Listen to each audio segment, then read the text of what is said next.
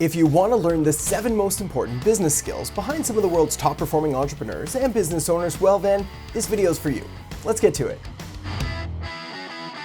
Hey there, my name is Adam Earhart, and on this channel we help you grow your business with proven marketing and business strategies, tools, tips, tricks, and tactics. So if that's something you're into, you may want to consider subscribing and hitting that notification bell. After 17 years in the business world and having had both corporate and professional and sales and marketing jobs and a number of different businesses thrown in for good measure, some successful and some absolute dismal failures, well, I can confidently say that I've noticed some trends and some essential skills that really led me to get to where I am today. And no surprise, these skills are also shared by some of the world's top performing entrepreneurs and business owners. You see, one of my favorite sayings in business and life in general is that success leaves clues. So it simply doesn't make sense to not learn from those who've gone before us, trying to model and emulate and learn from them and what they've done along the way, both good and bad. Now, the beauty behind the skills that we're going to talk about is very few of these was I born with or were pretty much any successful entrepreneur born with. Rather, they were acquired and learned and developed over time, which means you can do the exact same thing in order to get very similar or maybe even the exact same or hopefully even better results. And that's why in this video, I want to share with you 7 of the most important business skills for you to succeed in today's wild and wonderful world of business. All right, let's dive right in with skill number 1, communication. As we'll discuss in just a minute, it's hard to succeed alone, which is why the first and maybe even the most important skill we're going to be covering here is communication and mastering the art of it. Specifically, 3 key areas are at play when we're talking about business: copywriting, speaking, and conversing. Let's dive into each one now. Copywriting comes first, and it's all about your ability to clearly articulate and essentially communicate what it is that you're trying to do and essentially trying to sell. Now, an important differentiation here is we're talking about copywriting, essentially the marketing communication that you'd see in emails, on websites, or in direct mail pieces, and not copywriting or copyright, which is the legal term for protecting trademarked and intellectual property. Essentially, copywriting, this guy here, is super important because what it allows you to do is reach a lot more people by effectively persuading them through the content that you create. Now, when we're talking about speaking, essentially what we're talking about is the ability to reach more people, whether we're speaking to a group, whether we're speaking on video, even giving a group presentation or in front of a live audience. Speaking is a really powerful business skill because, again, we need to be able to clearly communicate our message and what we're trying to get across. Now, very few people are born competent and confident public speakers. This is a skill that takes a little bit of time to practice and definitely a lot of time to master. Especially if your goal is to appear calm, cool, and collected, because as we all know, public speaking is one of people's single greatest fears. So the more that you're able to address this and essentially build up some experience, the better off you're going to be. The last form of communication that I want to cover here is conversing. And I know conversing sounds really similar to speaking, but essentially when we're talking about speaking, we're talking about one-to-many. In other words, you talking to a group or a number of different people. And when we're talking about conversing, we're talking about one-to-one or more intimate conversations. Now, these could be conversations with a friend or a colleague or at a networking event or dinner party or gala, black tie event, you never know. Now, you don't need to be a master of small talk, and we all know that cliched, so how's the weather? And you can avoid that if you'd like. Really, the key here is to appear curious in the other person, and the best way to appear curious in the other person is to be genuinely curious in the other person. Shocker, right? Fortunately, this is relatively easy to do. After all you have to do is care, and a good way to communicate that you care is by asking a lot more questions and really trying to learn about them and what they're up to. Not too many questions though, don't be creepy. Now, the reason mastering communication is such an integral part of business is because they really lend themselves to 2 of the main pillars of business, both sales and marketing, which are essentially not much else than clearly communicating your message and trying to influence and persuade the other person to see your point of view and essentially do business with you. Now, I know it's a lot to take in and a lot more to master, but that's why it's number 1. So it's definitely worth spending some time on really refining your communication abilities. All right, all that said, let's move on to skill number 2, prioritization. Now, in order to properly prioritize, you first need to be properly organized because a messy mind leads to messy desks and messy work and messy everything. And you're not going to be able to clearly articulate and define what's most important, so you can tackle that first. This is why the very first step of prioritization is organization. Next up, you really want to step back and take a 30,000-foot or high-level overview of the entire situation. You want to see what's going on and really view the overall strategy and then formulate a plan from there. Now, once all that's done, it's probably time to simplify your business and maybe even the number of products or offers or services that your business offers. Far too many businesses are doing way too many things, and many of them unprofitably, when they'd be much better off by simply doubling down on their highest margin, highest leverage activities. But we'll get to that in a minute. Now, the key with prioritization is to properly identify exactly what needs to be done, so you can do that first. Then it also allows you to identify the things that don't need to be done, so you can ignore them, and find the things that need to be done but maybe not by you, so you can delegate them.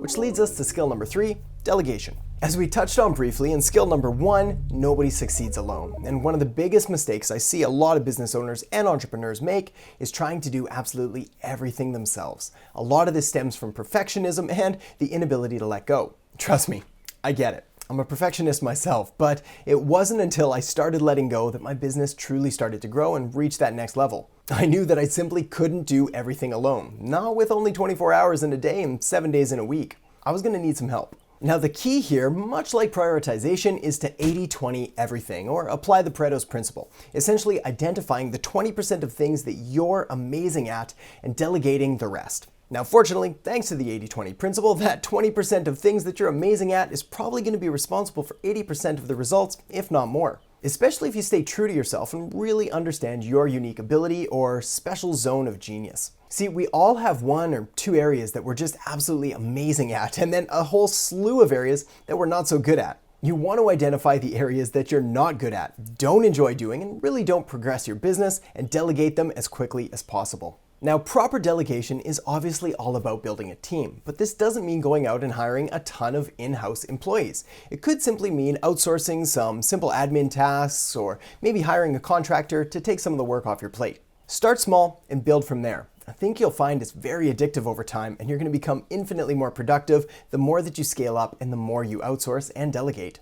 Essentially, every time you delegate a task or hire someone to work, say, 40 hours a week, well, you're getting an extra 40 hours of productivity to your business without you needing to do it yourself. It's pretty amazing.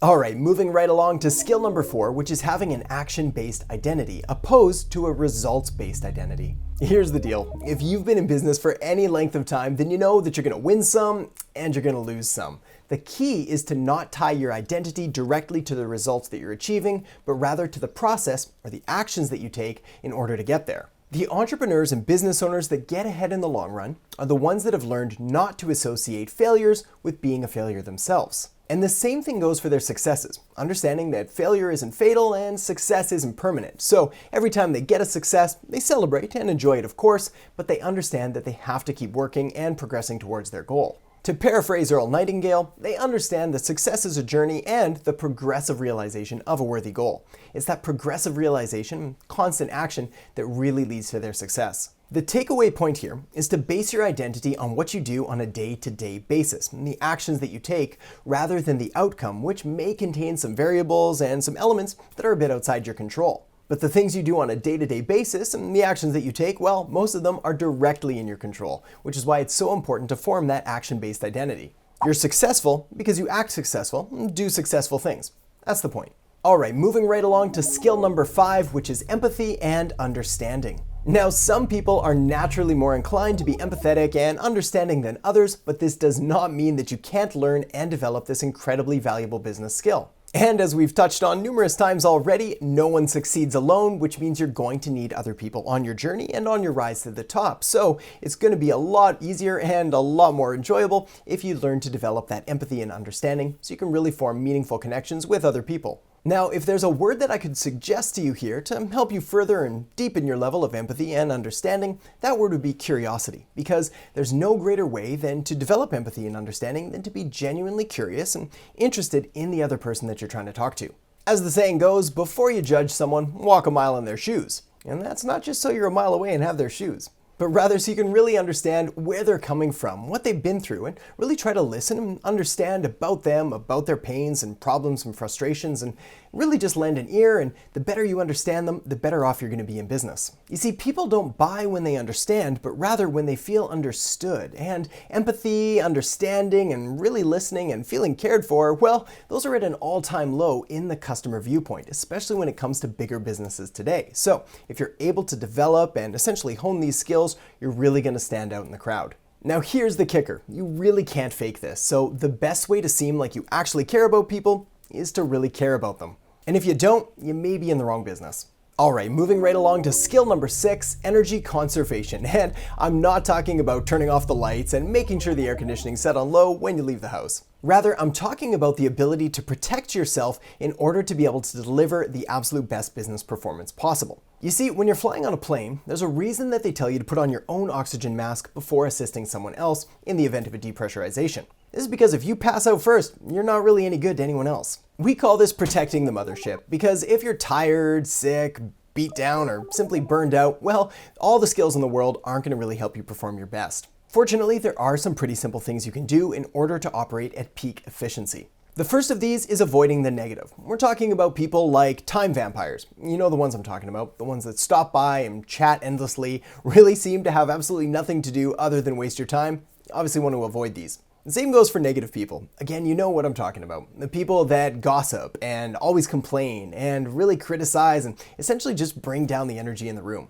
You gotta get rid of these people, as much as possible. Same goes for negative situations. If there's a place or a situation that makes you uneasy or uncomfortable, not in the good kind of way of uncomfortable when you're pushing yourself and really trying to achieve more, but the bad kind of uncomfortable where you really just feel bad, well, you want to avoid those because it's draining your energy and your ability to operate at your highest level. On the flip side, you want to surround yourself with positive people, uplifting people, and people that are going places and have similar goals, or at the very least, support you and your goals. To sum up energy conservation, it basically just means avoiding the things that really drain you and make you feel beat up and beat down, and doing more of the things that make you feel good and give you more energy. It's as simple as that.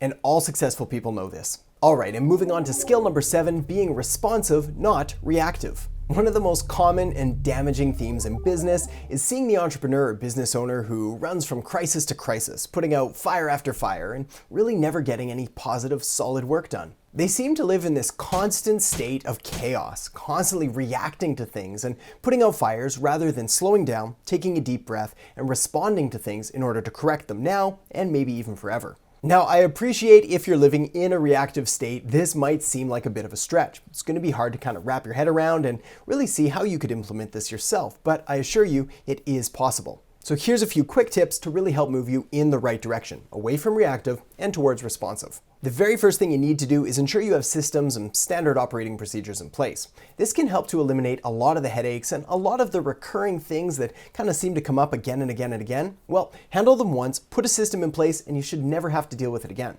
Next, take a look at all the objections you seem to get on a regular basis and start to come up with educational content ahead of time that's going to answer these objections before they even rise. An educated customer is the best customer. Next, just like we already covered, understand that failure isn't fatal and success isn't permanent. So you're going to want to prepare for the bad times in the good times. Don't push them off pretending they're never going to happen. Be prepared, make sure you've got a plan in place. Another way to look at this is to really know your numbers. Understand what's going on inside your business and outside your business. Know what things cost, know where the money's going, and know how your lead flow and customer acquisition is coming. Again, this is going to allow you to see trends and forecast any problems that might arise in the future. Are your marketing campaigns working? Are your customers happy? Are you on track for a profitable quarter? All of these questions need answers, which will allow you to operate from a position of confidence and allow you to respond in the event of an emergency rather than react. And lastly, we have a bonus tip, an action bias. You see, a bias for action is one of the most valuable skills that a business owner or entrepreneur can have. Time and time again, studies have shown that the ability to make decisions quickly, and then most importantly, to actually act on them, is really what differentiates successful from unsuccessful people. Don't get stuck in analysis paralysis. Don't put off tomorrow what you should be doing today, and don't wait to act on that next great idea, because you never know what tomorrow's going to hold, and fortune favors the bold. Alright, so thanks so much for watching. I hope you enjoyed the episode. If so, make sure to give it a thumbs up, say hi in the comment section below, and subscribe to the channel. So thanks again, and I'll catch you next time.